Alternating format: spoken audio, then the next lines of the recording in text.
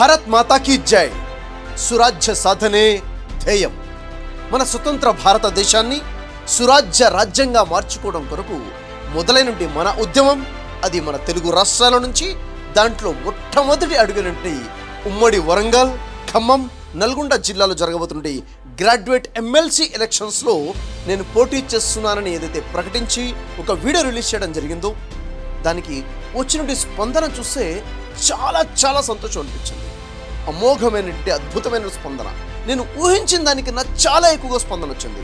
ముఖ్యంగా యువత నుంచి వచ్చినటువంటి స్పందన, ఇంటెలెక్చువల్ పీపుల్ నుంచి వచ్చిన స్పందన, మరి మహిళల నుంచి వచ్చినటువంటి స్పందన, అనేక కాల్స్, అనేక సంఘాల నుంచి వ్యక్తులు వచ్చి కలవడము, మాట్లాడము, ఇదంతా చూస్తుంటే ప్రజలు మార్పుని బలంగా కోరుకుంటున్నారు అన్న విషయం చాలా స్పష్టంగా అర్థమవుతుంది.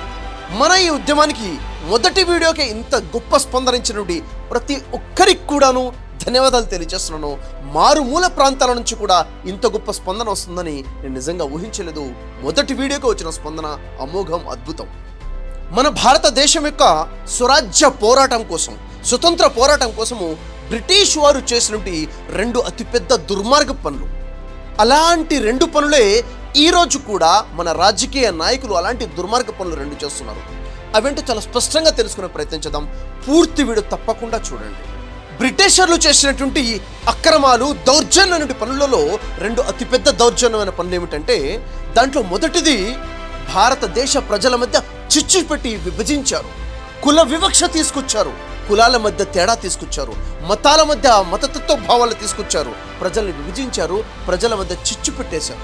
ఒక్కటిగా కలిసి ఉన్నటువంటి భారతదేశ ప్రజల మధ్య విషయాన్ని నింపారు. కులాలుగా, మతాలుగా విభజించి ముక్కలు ముక్కలుగా చేసేశారు. ఎప్పుడైతే భారతదేశ ప్రజలు ముక్కలు ముక్కలుగా విభజించబడ్డారో అదే బ్రిటిషర్లకు పెద్ద బలంగా మారింది. రెండవ దుర్మార్గమైన పని ఏమిటంటే, భారతదేశ ప్రజల యొక్క కష్టార్జితము మరియు దేశ సంపదని దోచుకొని బ్రిటిష్ దేశానికి తరలించారు.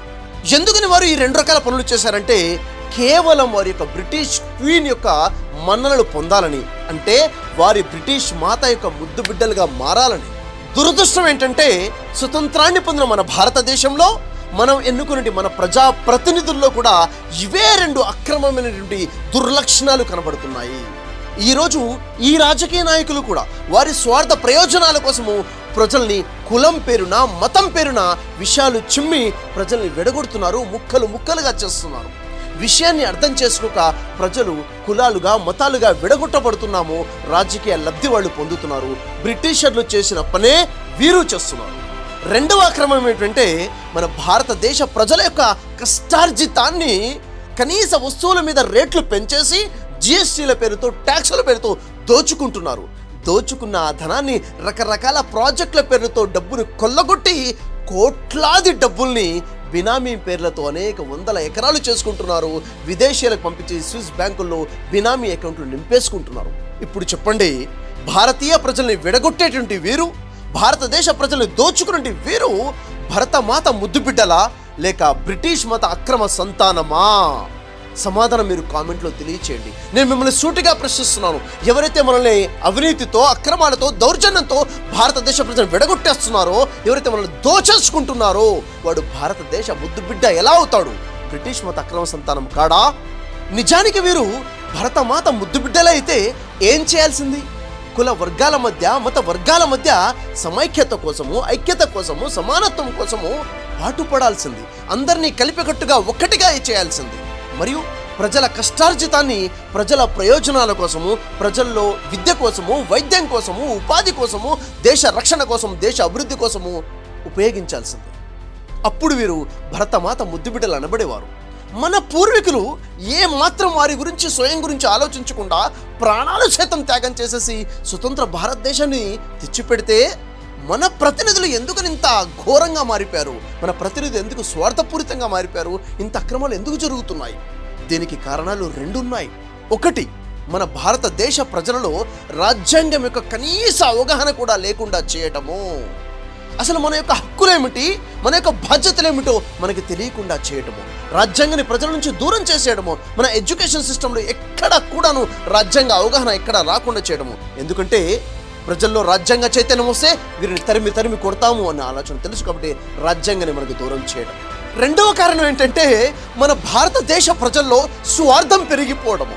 పూర్వీకులు ప్రాణాలు త్యాగం చేసి తెచ్చిన స్వతంత్ర భారతదేశంతో వచ్చిన ఓటుని 2000కో 1000 రూపాయలకు 3000కో అమ్మివేయడము, ఇంత స్వార్థానికి దిగజారిపోవడము ఇది రెండవ కారణం. ఇప్పుడు మన దేశాన్ని సురాజ్యంగా ఎలా మార్చుకోగలుగుతాం? పరిష్కారం ఏంటి? 2 పరిష్కారాలు ఉన్నాయి. మొదటిది, రాజ్యాంగం యొక్క చైతన్యం ప్రజల్లో రావాలి.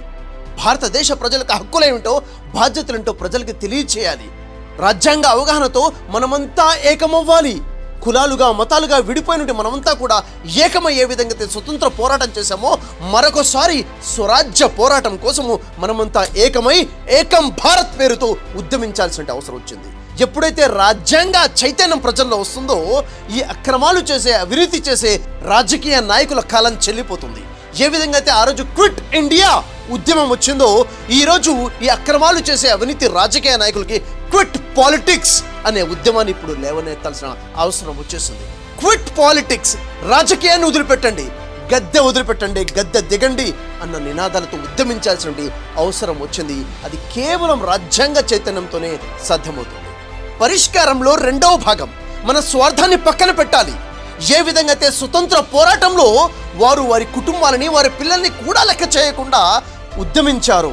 వారికి కుటుంబం ఉంది, వారికి భార్య పిల్లలు ఉన్నారు, అయినా దేశం కోసం పోరాడారు, ప్రాణాలు పెట్టారు. అదేవిధంగా ఈరోజు మనం కూడా నాకు ఆ పని ఉంది, నాకు ఈ పని ఉంది, నాకు బిజీ ఉన్నాను అని కాకుండా ఈ స్వార్థాన్ని పక్కన పెట్టి ప్రజాస్వామ్యం మనకిచ్చినటువంటి ఓటు హక్కుని 1000కో 2000కో 3000కో అమ్ముకోకుండా మన దేశభక్తిని చాటుకోవాలి. ఎవరైతే రాజ్యాంగ విలువలతో ప్రజాసేవ కోసం ముందుకొస్తారో అలాంటి వ్యక్తికి మాత్రమే ఓటు వేసి దేశభక్తిని చాటుకోవాల్సిన సమయం ఆసనమైంది. మీ ఓటు విలువ కేవలం 2000 3000 అనుకుంటున్నారా? కాదు, దేశ భవిష్యత్తు, భావి తరాల భవిష్యత్తు.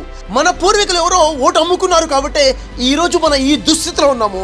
ఈరోజు కనుక మనం మన ఓటు అమ్ముకుంటే మన భావి తరాల భవిష్యత్తు చాలా ఘోరాతి ఘోరంగా మారిపోతుంది. అన్నలారా, అక్కలారా, ఓ అమ్మలారా, ఓ నాన్నలారా, చేతులెత్తి జోడించి నేను మిమ్మల్ని ప్రాధేయపడుతున్నాను, ఓటు అమ్ముకోబాకండి. ఓటు మన హక్కు, మన దేశ భవిష్యత్తు. ఇది ఏ 2-3 వేలైతే మీకు ఇచ్చి ఆశ చూపిస్తున్నారో ఆ డబ్బు మీదే. మీ దగ్గర నుంచి కొట్టేసిన డబ్బులే తిరిగి మీకు ఇస్తున్నారు. మీ దగ్గర నుంచి ఎప్పుడో 2, 3, 4, 5 లక్షలు కొట్టేశారు, దాంట్లోంచి 2-3 వేలు మీ ముందు పడేస్తున్నారు. ఆ డబ్బు మనదే మనకిస్తున్నారు. 2000 ఇచ్చి మళ్ళీ 20 కోట్లు దోచుకునే ప్రయత్నం చేస్తున్నారు. కళ్ళు తెరవాల్సిన సమయం వచ్చేసింది. మన భారతదేశాన్ని సురాజ్యంగా మార్చుకునే ఈ ఉద్యమంలో ప్రతి ఒక్కడు కూడా పార్టిసిపేట్ చేయాలని నేను ఆహ్వానిస్తున్నాను. ఈ వీడియోని ఉభయ తెలుగు రాష్ట్రాలలో ప్రతి మారుమూల కూడా పాకేలాగా వైరల్ చేయండి. ముఖ్యంగా ఉమ్మడి వరంగల్, ఖమ్మం, నల్గొండ జిల్లాల్లో ఉన్న ప్రతి గ్రాడ్యుయేట్కి కూడా ఈ వీడియో అందేలాగా వైరల్ చేయండి. ప్రతి గ్రాడ్యుయేట్కి కూడాను నా స్పెషల్ రిక్వెస్ట్, తప్పకుండా మీ ఓటుని ఎన్రోల్ చేసుకోండి, ఓటుని వేయండి. మీకు సెలవు దినము సెలవు తీసుకుని ఎంజాయ్ చేయడం కోసం కాదు, ఓటు వేసుకుని మీ హక్కుని ఉపయోగించుకోవడం కోసము సరైన వ్యక్తిని ఎన్నుకోండి. దేశ భవిష్యత్తును కాపాడుకోండి. మనం మొదలుపెట్టిన స్వరాజ్య ఉద్యమము చిన్న ఉద్యమం కాదు. అనేక లక్షల కోట్లతో అవినీతితో కోటలు కట్టుకున్న కోటలు బద్దలు కొట్టాల్సినటువంటి స్వరాజ్య ఉద్యమం. దీనికోసం మీ సమయం కావాలి, మీ ఆలోచన కావాలి, మీ పనితనం కావాలి. మీ దగ్గర ఏ స్కిల్ ఉంది, మీరు ఏం చేయగలుగుతారు, ఏ విధంగా సహకరించగలుగుతారు, అడుగులు ముందుకు వేయండి, కాల్ చేయండి. ఆర్థిక సహాయం కావాలి, సమయం కావాలి. నేను మిమ్మల్ని రిక్వెస్ట్ చేయడం లేదు, మీ బాధ్యతను మీకు గుర్తు చేస్తున్నాను. దేశాన్ని కాపాడుకోవడం, దేశాన్ని సురాజ్యంగా మార్చుకోవడము ఇది మన బాధ్యత. భారత్ మాతాకి జై. సురాజ్య సాధనే ధ్యేయం. జై హింద్.